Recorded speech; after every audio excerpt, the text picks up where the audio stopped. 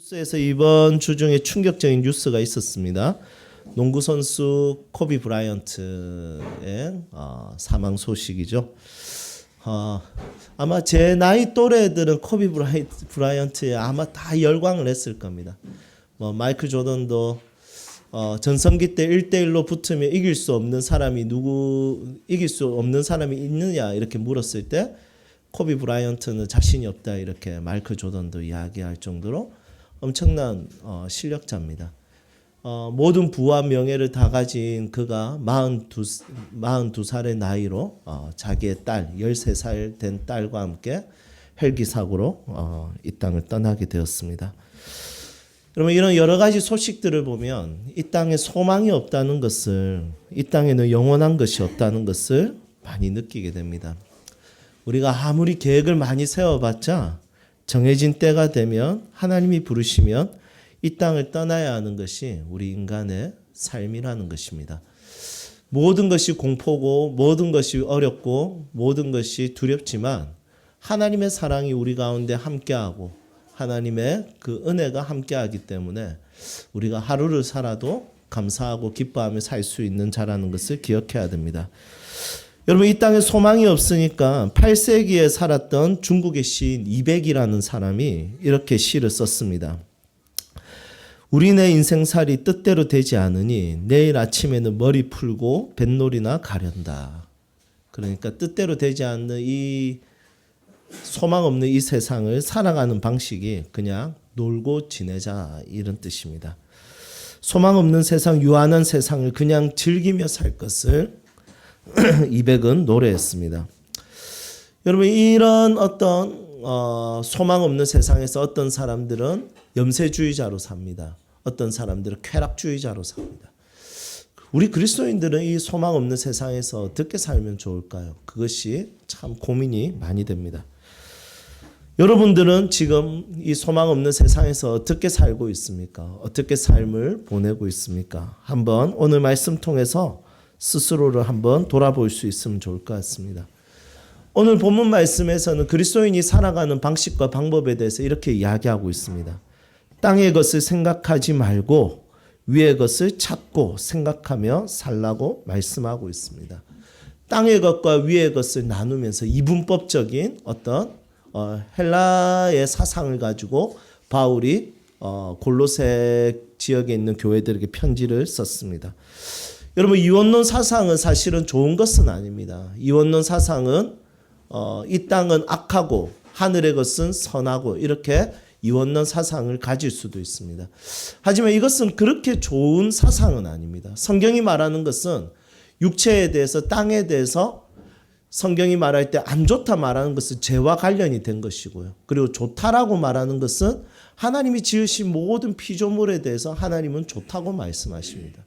그래서 헬라의 사상, 이 이원론 사상은 좋지 않은 것 중에 하나의 사상인데 히브리즘 사상이 절대 아닙니다. 히브리즘 사상은 그렇게 나누지 않습니다. 어떤 죽음과 생명, 땅과 하늘 이렇게 나누진 않습니다. 그런데 바울은 이상하게도 헬레니즘 사상을 가지고 이분법적 접근을 하면서 골로새 교회에게 편지를 쓰는 것을 보게 됩니다. 이 골로새서 말씀은 옥중서신이라고 하죠. 옥중서신 4개의 편지 우리 다 기억하시죠? 한번 이야기해 보시겠습니까? 에베소서, 골로새서, 방금 우리가 골로새서 했으니까 또 빌립보서, 그리고 빌레몬서, 이 4개가 옥중서신입니다. 바울은 로마 감옥에 갇혀 있는 상태에서 골로새 성도들에게 편지를 씁니다. 그러면서 땅의 것을 생각하지 말고 위의 것을 찾아라 이렇게 이야기합니다. 여러분, 사람은 땅의 것을 찾게 되어 있습니다. 땅의 것을 집중하게 되어 있습니다. 왠지 아십니까? 사람은 그럴 수밖에 없는 이유가 있는데 그게 뭐냐면 땅에 살기 때문입니다. 땅에 사니까 땅의 것이 소중하죠. 땅에 사니까 땅의 것이 중요하게 여기십니다. 그래서 의식주를 정말 중요하게 여깁니다. 입을 옷이 필요합니다. 먹을 음식이 필요합니다. 안식할 수 있는 집이 분명히 필요합니다.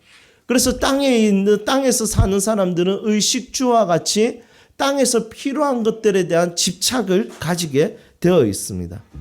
그런데 사람은 그냥 필요로 만족하지 않습니다. 사람은 어떻게 하냐면 어떤 옷을 입는지가 중요합니다. 그리고 어떤 음식을 먹는지가 중요합니다. 그리고 어떤 집에 사는지가 중요해졌습니다. 그러니까 먹을지 입을지 살지 이거에 대한 고민이 아니라 무엇을 먹을지 어떤 집에서 살지 어떤 음식을 살지 how의 문제가 아니라 what 내가 과연 이렇게 할 수 있을까? 이것을 필요를 채울 수 있을까의 문제가 아니라 사람은 어느 순간부터 종류에 대한 선택에 대한 고민들 때문에 고통받고 괴로워하는 거. 여러분 음식 먹을 때 정말 매일 세 끼를 뭘 먹을지 고민되는 게 우리의 모습이지 않겠습니까? 특히 우리 식사를 준비하시는 우리 남편과 아내들 생각해 보면 어르신들은 거의 다 아내들이 준비하는데 또 요즘 젊은 집사님들 또 남편들도 준비 많이 하지 않습니까? 안 하시군요.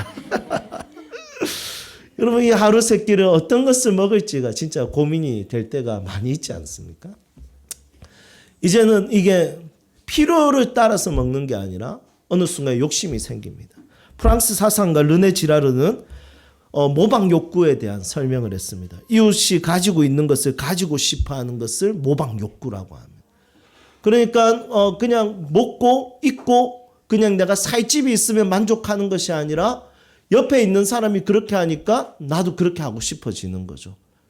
그렇게 되니까 상대적 박탈감이 나타나기 시작합니다.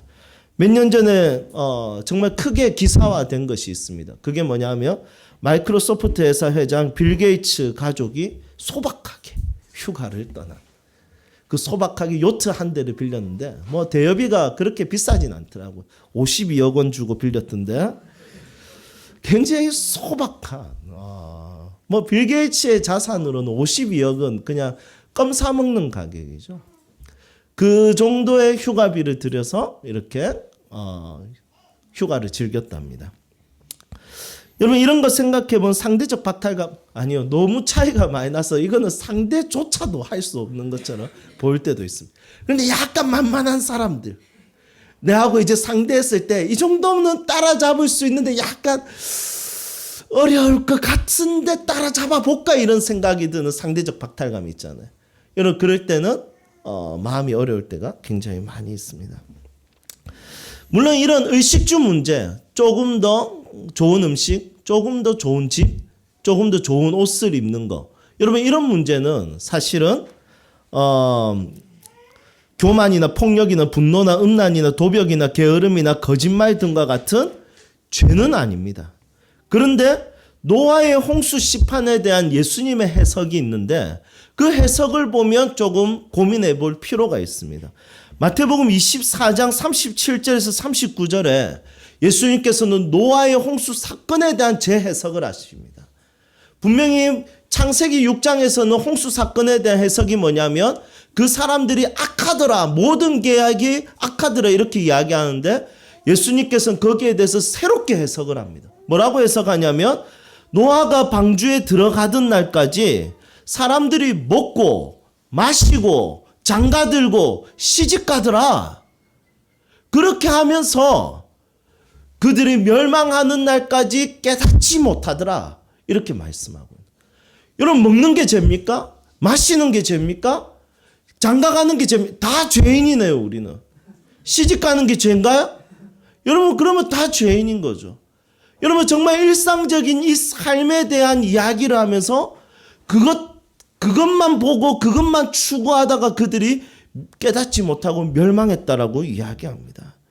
노아 홍수 심판 때 사람들의 삶에 대해서 예수님은 굉장히 평범하게 해석하십니다. 그들은 먹었다. 그들은 마셨다. 그들은 결혼했다. 그리고 예수님께서 뭐라고 하냐면 나도 재림할 때 그렇게 갑자기 임할 거다. 그들이 먹고 마시고 결혼하는 매우 평범하고 일상적인 삶에 매여 있을 때 나도 갑자기 임할 것이다. 심판주로. 이렇게 말씀하고 있습니다. 여러분 사람은 땅에 살기에 땅의 것을 추구하고 그것이 자연스럽고 일상적이게 됩니다. 그런데 그것만 추구하는 것은 죄입니다. 그것만 추구하는 것은 악한 것입니다. 오늘 이 본문 말씀이 기록되어 있는 골로새 지역의 특징이 있습니다. 이 골로새 지역은 소아시아 터키 지역이죠. 소아시아 지역이 있는데 이 로마가 도로를 굉장히 잘 닦아놨습니다. 그래서 상업이 발전되어 있었고, 그리고 서쪽에 있는 그리스 문화와 동쪽에 있는 메소포타미아 그리고 페르시아, 인도 문화가 만나는 지점이 이 골로새 지역입니다. 그러니까 이 골로새 지역은 경제적으로 문화적으로 누릴 것이 너무 많은 동네입니다. 그런 동네를 향해서 이 바울이 어떻게 편지를 쓰냐면 평범한 일상에 대한 어떤 땅의 것만 추구하는 것이 아니라 위의 것을 추구하라고 말씀하고 있다는 것입니다. 사랑하는 여러분, 우리는 그냥 자연적으로 본성적으로 내버려 둬도 우리는 의식주를 찾게 되어 있습니다. 배고프니까, 입어야 되니까, 그리고 살아야 되니까 우리는 더 집중해야지 하지 않아도 의에 대해서 목숨 걸고, 이 의라는 것은 오르의 아닌가 아시죠? 식에 대해서 목숨 걸고 주거지에 대한 목숨을 거는 모습들이 나타나게 됩니다. 그런데 바울은 뭐라고 이야기하냐면 그런 일상적이고 평범한 삶으로 자기의 삶을 채우는 것이 아니라 위의 것을 찾고 구하고 생각하라는 것입니다. 이 말은 다른 말로 고치면 위의 것을 기뻐하라는 뜻입니다. 땅의 것을 기뻐하는 것이 아니라 위의 것을 기뻐하라는 것입니다. 자, 그렇다면 위의 것을 찾는다는 것은 어떤 의미일까요? 골로새서 3장 전체를 보면 땅의 것이 무엇인지 위의 것이 무엇인지 잘 설명하고 있습니다. 그런데 오늘 간단하게 위의 것이 무엇인지 두 가지 설명을 한번 보도록 하겠습니다. 1절에 보니까 위의 것이 무엇인지 나와 있습니다. 1절 우리 함께 읽어보도록 하겠습니다. 함께 읽겠습니다. 그러므로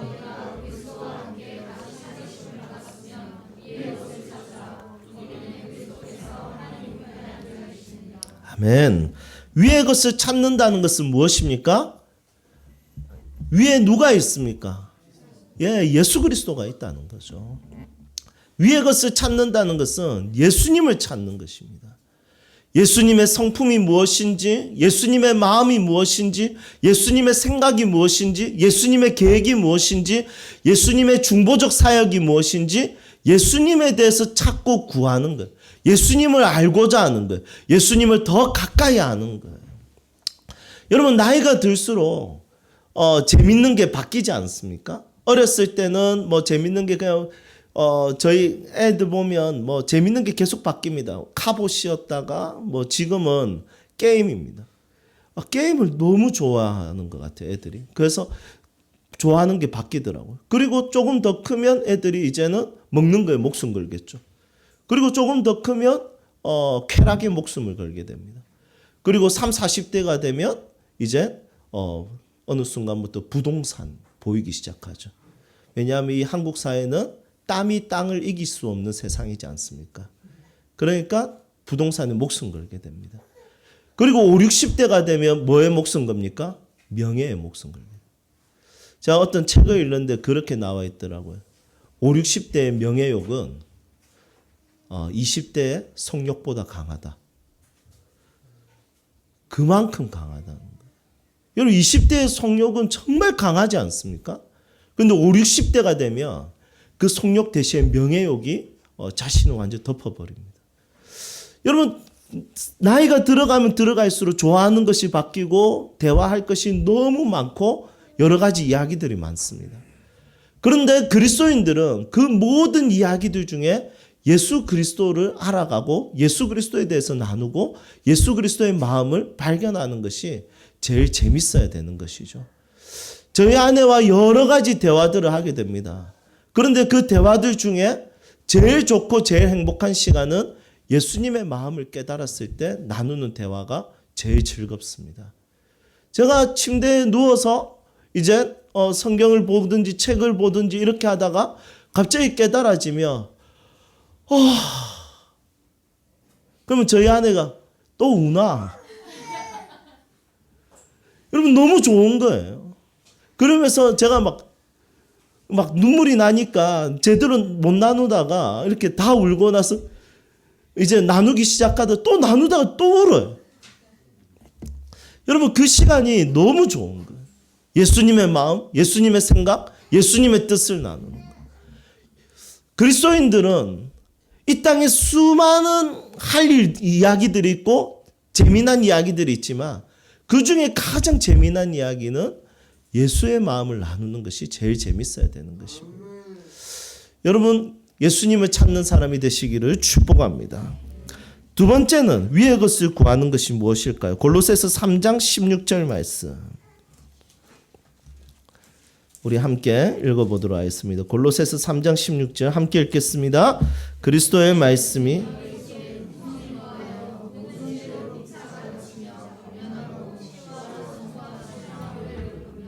감사하는 마음으로 하나님을 찬양하고. 아멘. 두 번째 위의 것을 구한다는 것은 말씀과 찬양, 즉 하나님을 예배하는 것입니다. 그리스도인은 하나님을 예배하는 것을 좋아하는 사람입니다. 그리스도인은 하나님을 예배하는 것을 가장 가치 있고 기쁘고 즐겁게 여기는 사람들입니다. 그래서 그리스도인들은 세상의 그 어떤 곳에 가는 것보다 예배하는 자리를 사모하고 예배하는 자리를 위해서 자신의 시간을 떼어놓는 사람들이 바로 그리스도인이라는 것입니다. 할 일 많고 여러 가지 일들이 많지만 예수 그리스도를 생각하고 예수 그리스도를 묵상하며 사는 것과 함께 내가 예배 드릴 수 있는 공간과 예배 드릴 수 있는 장소에 대해서 기뻐하고 즐거워할 수 있는 마음을 가지는 것이 바로 그리스도인이라는 것입니다. 노래를 좋아하는 사람은 노래방을 좋아하겠죠. 술을 좋아하는 사람은 술집을 좋아할 겁니다. 잠자는 것을 좋아하는 사람은 자기 침대 위를 좋아할 것입니다.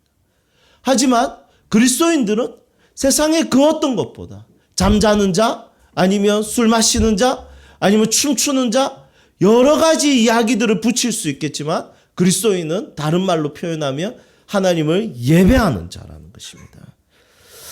여러분 그리스도인인데 하나님을 예배하는 것이 지겹고 짜증나고 하나님 예배하는 것이 어색하고 하나님 예배하는 것이 부담스럽다면 여러분 그 사람은 천국에 가면 안 되는 것이죠. 왜냐하면 천국은 영원히 주님을 예배하는 곳이기 때문입니다.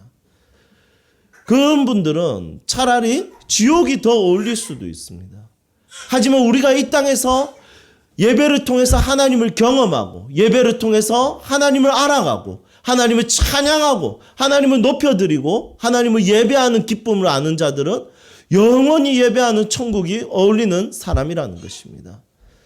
저는 제가 예수를 믿기 전까지 세상에 재밌는 것이 하나도 없었습니다. 모든 것이 지겹고 지루하고 짜증나고 원망스러웠습니다. 집도 짜증나고 어딜 가는 학교 제일 짜증났어요. 그리고 친구 만나는 거 별로 뭐 그렇게 소망이 없었습니다. 하지만 가장 행복하고 가장 즐거웠던 곳이 어디였냐면 예배하는 자리였습니다. 그분을 노래하고 그분을 자랑하고 그분을 기뻐하고 그분의 말씀을 듣고 그분의 뜻을 알아가는 자리가 가장 기쁘고 행복했습니다. 물론 종종 예배 시간도 지겨울 때가 있었습니다. 졸릴 때도 있었습니다. 그것은 육체의 연약함 때문에 나타나는 현상 중에 하나였지만 평균적으로 모든 예배가 행복했습니다. 지금도 예배에 대한 갈망이 있고 하나님 앞에 어떻게 하면 하나님 앞에 바르게 예배할 것인가에 대한 가치에 대한 고민이 있습니다. 사랑하는 여러분, 여러분들도 그리스도인이지 않습니까? 예배의 자리가 여러분들에게 가장 행복한 자리가 되기를 소망합니다. 내가 채워져서 감동받아서 눈물이 나서 행복한 것이 아니라 그분을 높여드릴 수 있다는 이유 하나만으로, 그분의 말씀을 들을 수 있다는 이유 하나만으로, 내 모든 뼈마디 간절 하나를 가지고 그분을 찬양할 수 있다는 이유 하나만으로 기쁘고 즐겁고 행복한 그것이 그리스도인이 되기를 소망합니다. 우리 교회가 앞에 좀 앉으십시오. 이 말 안 하는 교회가 되기를 소망합니다. 지각 좀 하지 마십시오. 이 말 안 하는 교회가 되기를 소망합니다. 여러분 그런 교회가 돼야 됩니다. 찬양할 때도 일어서세요. 앉으세요. 손을 드세요. 굳이 이 말을 하지 않아도 내 모든 뼈마디 하나하나가 그분을 향하여 정말 예배하고자 하는 열망과 열정으로 가득할 수 있기를 소망합니다. 정말 하나님을 예배하는 것이 내 인생의 가장 큰 가치이며 기쁨이며 즐거움이 되기를 소망합니다. 어떻게 하면 그분을 높여드릴 수 있을까? 이것이 우리의 고백이 되기를 소망합니다. 여러분, 장소감이라는 말이 있습니다. 장소감은 어떤 장소에 대한 정서적 반응입니다. 어떤 장소를 들으면 이렇게 정서적으로 하는 반응이 있잖아요. 우리 부산 사람들이 예를 들면 서울로 가면 뭐가 그립겠습니까? 예, 바다가 그립죠. 물론 저는 서울에서 살아보지 않아서 잘 모르지만 부산 사람들이 서울에 가서 이제 제가 서울에 가서 만나보면 가장 보고 싶어하는 것이 바다라더라고요. 우리는 바다가 너무 가까워서 이렇게 사실은 서울 사람들이 이렇게 부산 내려오면 어디 가고 싶냐고 하면 해운대 가고 싶대 이렇게 잘 이해가 잘 안 갑니다. 그렇지만 부산을 떠나보면 바다에 대한 그리움을 다 가지고 있습니다. 우리 효정 자매님은 거제도에서 바다를 실컷 보기 때문에 예, 그런데요. 여러분, 우리 남자들은 논산 예, 저도 논산에서 훈련 받았기 때문에 치가 떨리는 장소입니다. 여러분, 장소가 주는 그 정서적 반응이 있습니다. 여러분, 그리스도인들은 어떤 장소에 대한 정서적 반응이 가장 강하게 나타나겠습니까? 그리스도인들은 예배하는 자리가 그리스도인들에게는 가장 강한 정서적 반응이 나타나야 되는 곳입니다. 그렇지, 예배하는 자리. 예배가 그립고 예배에 대한 열망과 생각에 대해서 정말 내 마음을 집중하는 것. 이것이 가장 기쁘고 가치 있는 일로 여겨질 수 있어야 되는 것입니다. 오늘 저는 여러분들과 함께 골로새 교회의 특징에 대해서 나눌 때 교우 의식주를 채워가는 것, 상대적 박탈감을 이기기 위해서 내가 그 사람들이 가지고 있는 것을 다 가지는 것, 이것으로 만족하는 인생일 뿐만이 아니라 예수 그리스도의 마음을 가지는 것, 그리고 예배하는 자리에 대한 사모함을 가지는 것, 이 두 가지 위의 것을 찾는 마음이 여러분들 안에 자리 잡을 수 있기를 주님의 이름으로 축복합니다.